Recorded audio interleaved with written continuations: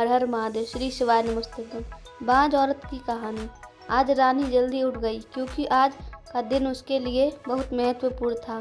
अकेलापन दूर करने के लिए अपने लिए जीना का एक कारण घर लेकर आ रही थी। देखा जाए तो बहुत खुश भी थी और थोड़ी सी नाराज़ भी थी क्योंकि पिछले 7 साल की यादें उसे रात भर सोने नहीं देती थी और अब यह स्वस्थ बैठने भी नहीं देती। चाय का कप लेकर वह गैलरी में आकर बैठी और गुजरा हुआ कल उसके आँखों के सामने आने लगा। बेटा तुम्हें ऐसे नहीं आना चाहिए था। शादी होने के बाद उसे अंत तक निभाना आना चाहिए। ऐसा ही समझो कि तुम्हारा नसीब ही खराब है। कोई क्या करेगा। अगर माँ बन सकती तो बात ही अलग होती। मैं माँ नहीं बन सकती, इसमें मेरी क्या गलती है। यह सब मेरे हाथों में है क्या। माँ नहीं बन सकती मतलब मैं इंसान नहीं हूँ क्या। मेरी कोई फीलिंग नहीं है क्या। मिनट मिनट में मेरा अपमान करने वाले, मेरा जीना मुश्किल करने वाले लोगों के साथ मैं ज़िंदगी कैसे बिताऊँ। वह जो कहेंगे वह सुनना। रानी और माँ की यह सब बातें चालू थी तब पापा आ गए। ये देखो बेटा, मैं तो एक कपड़े की दुकान पर काम करता था। अभी उम्र हो गई है तो कोई काम भी नहीं देता है। और तुम्हारा भाई हर्षद तो परदेश में अपने गृहस्थी में मग्न हो गया है। तुम कहती हो तो मैं तुम्हारे ससुराल वालों से बोलता हूँ, पर तुम अपने ससुराल वापस चली जाओ। पैसा ऐसा मुझे लगता है। नहीं पापा, कुछ भी हो जाए मैं उस घर में वापस नहीं जाऊंगी। वहाँ पर मुझे घुटन सी होती है। वहाँ मिलने वाला अपमान, बेइज्जती से मैं थक चुकी हूँ। शादी के पहले मैं मेरे पैरों पर खड़ा रहना चाहती थी, पर मेरा ग्रेजुएशन होने के ही आपने मेरी शादी करवा दी। तभी मैंने आपसे दबाव में आकर शादी की, पर अभी जब मुझे आपके सहारे की ज़रूरत है तो आप पीछे हट रहे हैं। शादी के बाद लड़की ससुराल में ही शोभा बढ़ाती है। मायके में 4 दिन ही रहना अच्छा लगता है।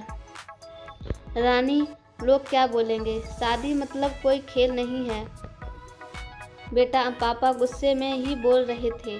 उस घर वापस जाना अब मुमकिन नहीं है पापा। मैं आने से पहले से ही डिवोर्स पेपर पर सिग्नेचर करके आई थी क्योंकि उन लोगों को सिर्फ मुझसे बच्चा चाहिए था जो मैं उन्हें नहीं दे सकती। अरे इतना बड़ा निर्णय लेने से पहले हमें एक बार पूछना तो चाहिए था ना। जन्मदाता हैं हम तुम्हारे पापा शादी होने के बाद में आपको बताती थी और माँ को भी कि कैसे छल होता है मेरे साथ बड़ा। वहाँ पर 2 साल में कभी मुझे मेरे मन मुताबिक रहने नहीं दिया। जब मेरी रिपोर्ट आई और समझा कि मैं कभी माँ नहीं बन सकती, तो वैसे ही इन लोगों ने मुझे अपने असली रंग चालू कर दिया। कैसे करूँगी मैं ये ऐसे वार्तालाप में और इस सबसे भागकर अपनी ज़िंदगी ख़त्म करने वालों में से मैं नहीं थी। यह देखो बेटा, हर्षद ने दिए हुए पैसे से ही मेरा और तुम्हारे माँ का जैसे तैसे खर्चा चलता है। उसमें तुम्हारा खर्चा उठाना थोड़ा सा कठिन होगा। डिवोर्स पेपर पर सही करने से पहले इन सब का विचार मैंने किया था। मेरे पास के सोने के गहने लेकर मैं आई हूँ और ग्रेजुएशन निकाल कर मैं 6 महीने का एक कोर्स करने वाली हूँ जिसकी आज मार्केट में बहुत ज़रूरत है। उसके बाद मुझे अच्छी कंपनी में नौकरी मिल सकती है। मैं आपके ऊपर आर्थिक बोझ नहीं डालूंगी पापा। मुझे जीवन जीना है। संघर्ष करूंगी और कामयाब बनूंगी। विश्वास कीजिए मेरा।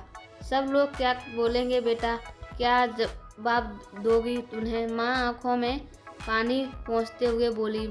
माँ बोलती थी कि वक्त आया तो सच क्या है बोल देना चाहिए। जब मुझे ससुराल में जानवरों के जैसा बर्ताव हो रहा था तब कहा था कि यह लोग समाज में बड़ा करो, शादी कर दो बस इतनी सी जिम्मेदारी समझते हैं बेटियों को।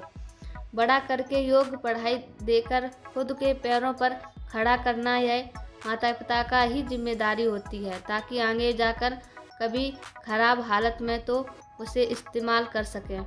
तय किए मुताबिक रानी ने 6 महीने का कोर्स किया और तुरंत उसे एक अच्छी कंपनी में काम भी मिल गया। वो बहुत खुश हो गई थी।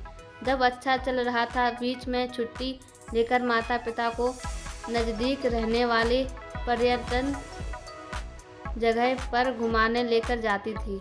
माता पिता बीच में ही दूसरी शादी की बात छेड़ देते थे।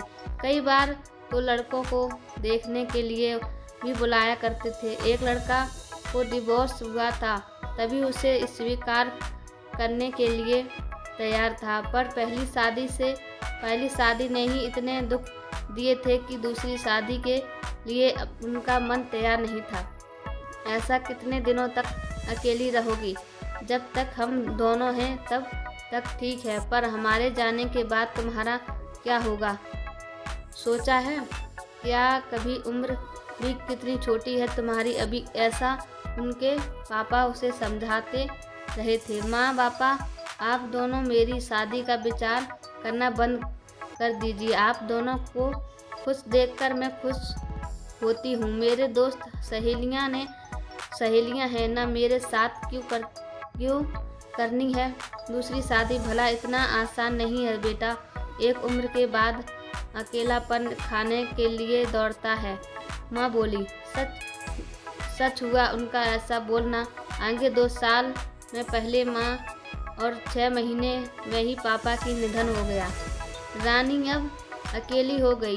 हर्षद भाई और उसकी पत्नी आई और साथ में चलो बोलकर औपचारिक की, पर मुझे उनके साथ जाकर वापस बोझ नहीं बनना था। मदद के वक्त मेरे साथ खड़े रहो, इतना बोलकर मैंने उनको जवाब दिया। ऑफिस का काम और बहुत सारे दोस्त, सभी लोग की शादी हो गई थी और वह अपने अपने गृहस्थी में मगन हो गए थे। जीने के लिए कोई लक्ष्य नहीं मिल रहा था उसे।